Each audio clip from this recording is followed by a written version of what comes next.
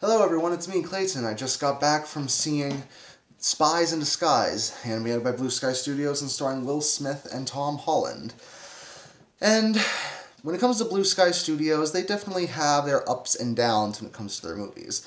From the Ice Age films, to Horton Hears a Who, to Epic, to Rio, they've certainly got a lot of films that people are either mixed about, hate, or love. And Spies in Disguise, in my opinion, is probably their second best film to date, second only to the Peanuts movie. If you love fast-paced spy flicks with a family-friendly edge, this is definitely the film for you. But let's get to the story, shall we?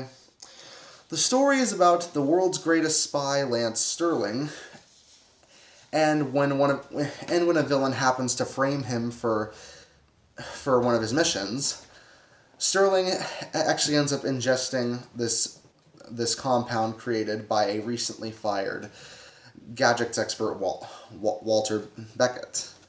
This gadget ends up turning him into a pigeon, and the two have to work together to stop this bad guy from killing all the agents in the United States government, basically.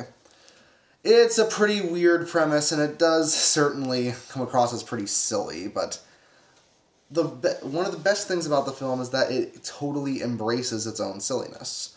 Though it does take a little while to get started. The first third does feel a little slower than it needs to be.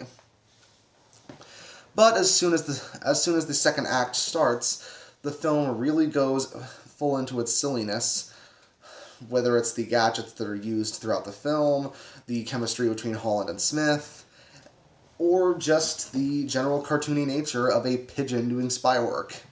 It's pretty ridiculous once you get down to the fundamentals of it, and I did learn a little bit too much about pigeon anatomy for me to want to know, but that's just part of the film's charm, that it doesn't mind being weird, it doesn't mind doing things a little bit differently, though not really in a plot sort of way.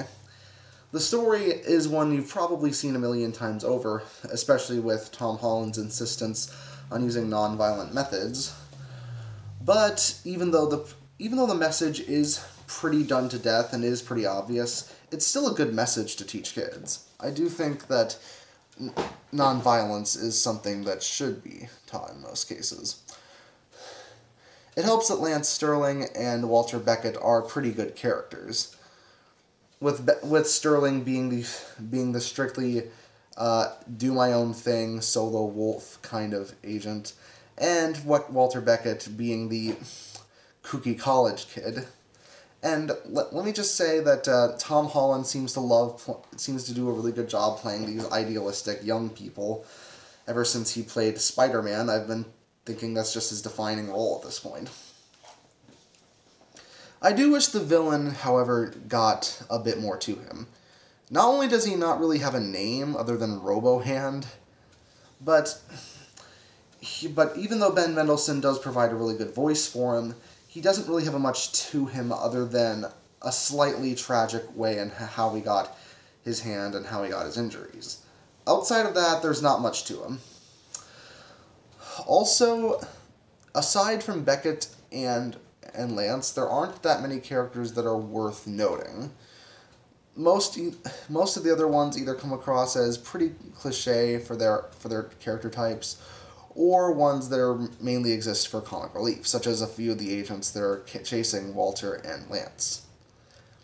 However, despite that, it's well animated, it's well paced, it has plenty of really good jokes, and the action is probably the best I've seen from Blue Sky Studios.